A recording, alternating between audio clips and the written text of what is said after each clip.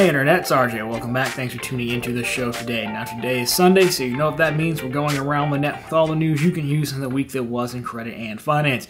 And while some of the banks may have taken a little bit longer getting back to work after the holiday week, don't you worry, because we still have a few interesting stories, mostly in the travel space. So we'll check in on my old favorite service, Plastiq, and see what shenanigans they're up to. We have Discover It Q1 2023 categories. Then we have some lounge stories, Delta Sky Club going crazy, and Marriott potentially ruining more statuses. So of course, if that sounds interesting to you, then go ahead, press the subscribe button, and let's get to work. Now the first one here, batting leadoff, is Plastiq. More of an update for your an awareness story. So, really quick here, Plastiq, they're the service we use to pay things that we ordinarily couldn't pay with a credit card. Plastiq charges your card, they mail a check, and you get your points. Normally they charge a 2.85% processing fee. That processing fee is now going up to 2.9%. Plastiq is citing issues with, payment processing fees, merchant fees, swipe fees, basically all the stuff that we talked about with the Visa, MasterCard retailer debate, it sounds like. So overall, this is kind of just another blow to Plastiq. The banks, the issuers, or the payment processors have stepped in and said, hey, you can't let this be a loophole to pay your mortgage or pay your car.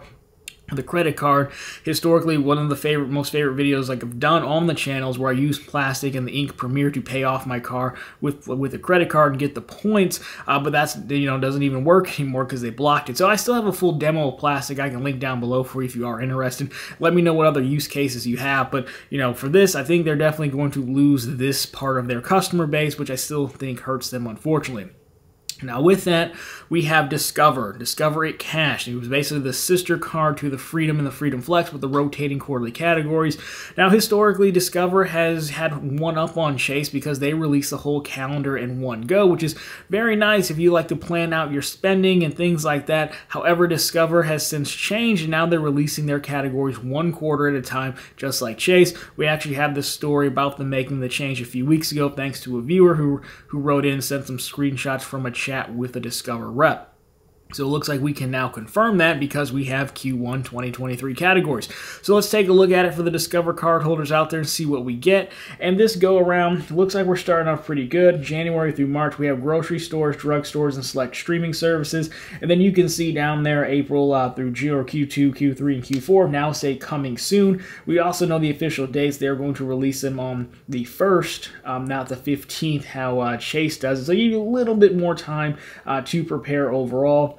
Anytime you see groceries, I think that's a win because I don't really think we even need a strategy for groceries because groceries is the one that you can hit fairly organically without having to do a lot of gift card, shenanigans and stuff like that. But of course, grocery stores carry gift cards if you want. So I do prefer Discover release the whole calendar, but, it's probably fine as is. Honestly, we usually make do either buying the real thing or gift card. So overall, not that big of a deal. Now we're moving into our travel section. So we're going to talk Marriott first. So Marriott Status is changing a little bit. Now there's something called, I don't know if this is like a real term, but I'm getting this from 1 mile at a time. They're a leader in the travel space, so I'm going to trust them. It's called soft landing. And what soft landing meant is that if you had a status, let's just say, I'm making this up, let's just say you had platinum status and you didn't achieve platinum status the next year, you would simply drop to gold. That's called a soft landing because we didn't kick you all the way back down to silver, which is like the base status you get for signing up, I think. So Marriott looks like they're getting rid of, for the most part, these soft landings. So if you don't get it, your status, then you're going to drop all the way back down to zero.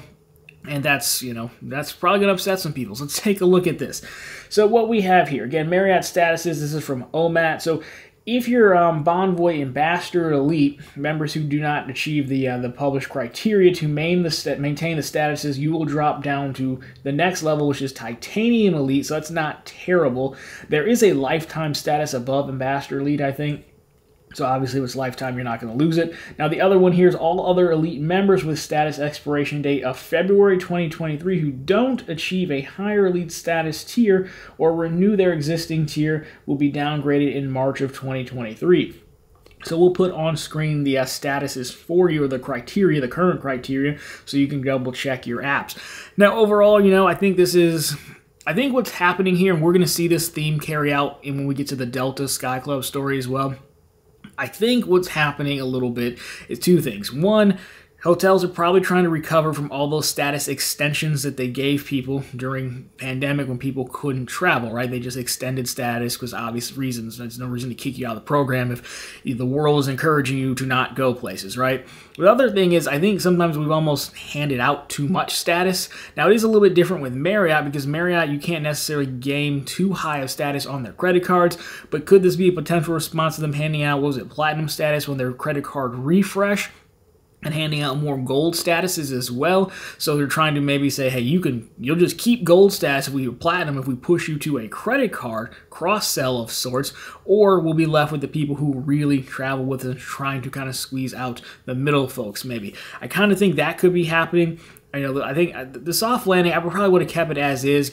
Hotel status isn't as hard as airline status is, but I'm sure this is going to upset some frequent travelers here. Again, that is one of the knocks when you keep offering more people status, it means less. So, it's not as bad as lounge overcrowding, but I think that's kind of what they're going after. Either push you to a credit card that will lock in your status, or, have you spend a ton of money with us. There's probably a fringe game you could play where a lot of the Marriott cards give you 15 Elite Night credits towards status. So you could actually, if you're close or borderline, you could look at some of the no annual fee ones. I think most of them give you 15 nights. Some of the higher tier ones give you a little bit more. So that could also be a play if you're, borderline, don't really want to spend money on a Marriott card, but you do travel a fair amount. So let me know down below if you're affected by that or you're just going to jump over to Hyatt or Hilton. I'd love to hear your thoughts on that, honestly. So we have two lounge stories. So the first one is a quick hit, and we're back to Chase Sapphire Lounges. So, Chase, they've launched a lounge. I think it was in Japan. They launched that one. It's open now. It's more of like a rebranded lounge than anything else. We know where the lounges are going to be, but there were two mysteries that they left off the list. They didn't name the airport. Well, now we know that Philadelphia is getting its own Sapphire Lounge. Now, we don't know a whole lot about this. It's going to be 20,000 square feet in between Terminal D and E and that connector.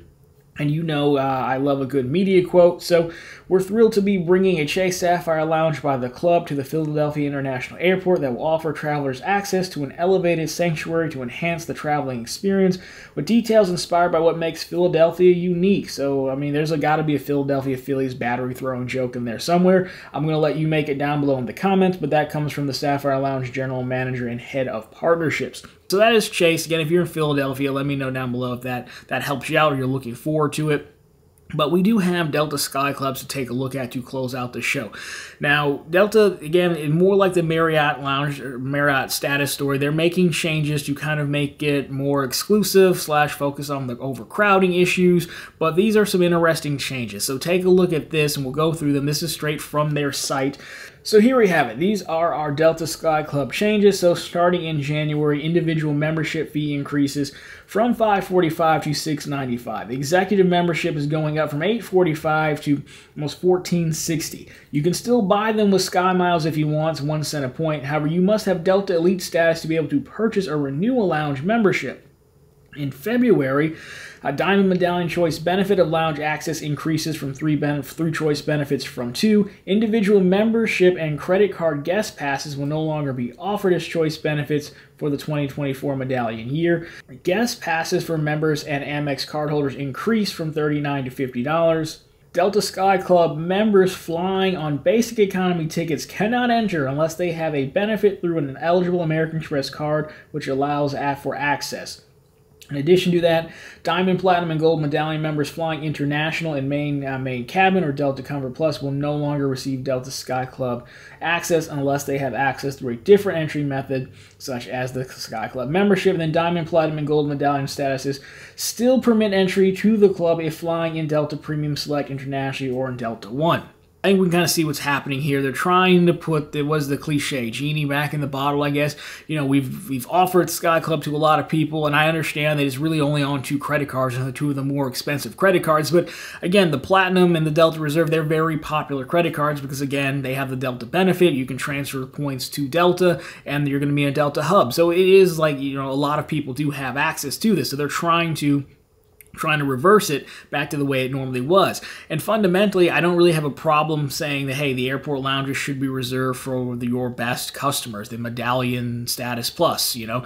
I don't have a problem with that. I have a problem with, like, you've kind of put this out into the world, realize, oh, there's too many people here, and now I have to fix it, and you kind of do what you do. You jack up the price of the memberships, which I don't know that anyone should have really been buying a membership unless you could bill back to a client or your company before then. But even then, having Medallion Status isn't enough. You have to have the Medallion Status, which means I've given you a lot of money. Then I have to give you a lot more money for the membership or get pushed to a credit card. So we're trying to, like, basically come down to a group of people in the lounge where it's either I spend a ton of money at Delta or I have a credit card, which is interesting. But again, the people with the credit card still kind of lose because, as we talked about last week, you know, they have their priority lines, right? So if your status or flying a certain airfare, then you get in quicker, potentially, when it's crowded versus the Amex credit cards who don't. I think there's a quick fix to this, though, honestly, and I don't think this is it. I mean, this is a lot of pricing to tell people to go away. But really, I think, because I was one of these people, I think that a lot of folks with the Platinum card go to the lounge because they can or because we feel like we should. I definitely did this. I would go every time, and, you know, sometimes it wasn't really that crowded at all, but other times, like in Miami, I've been to that one, it was very crowded. But here's the thing. What if instead of just giving it default Platinum or default Sky Club access on the Platinum and even the Reserve, you gave people the choice of a few different options? You say you can just pick Sky Club Lounge, or what we do is if you're flying Delta, you make your airline incidental credit Delta, you pick that as your choice. If you don't go into the lounge, we will bump that credit up from $200, I want to say $400, but they never do it. We'll meet in the middle and call it $350, and you can use that for tickets. Like, that's like a free flight, basically, depending on where you're going. And because it's airport incidentals, it could still cover a day pass if you want it. Would give you the option to buy a day pass at $50 if you wanted to. So that way you have a lot more functionality, and now you no longer feel like you need to go to the Sky Club to get this value. The amount of people who tell me, and I was one of them, I literally just go in to get some food and come out. That's more so doing it because you can than you really have to, right? Or you need to, right? Now, there's times you need to, long layovers, delays, things like that.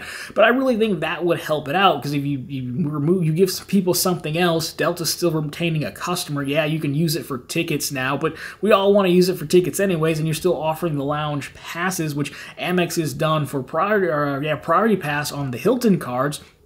I think you're there. I think that fixes it versus this craziness. It's just a thought, though, but I do want to turn it over to you guys because I know there are some Platinum card holder fans and big travelers out there. Let me know what you think of that. Would you give up the lounge access, knowing that you could still go to a Priority Pass or a Centurion Lounge in that airport if they had one and take an elevated airline incidental credit that would also work for airfare? Let me know what you think of that, because I think that's an easy way for everyone to be happy, fix this, and reduce some of the overcrowding almost voluntarily, while honestly some people probably feel like they're getting a win. But again, let me know your thoughts on that.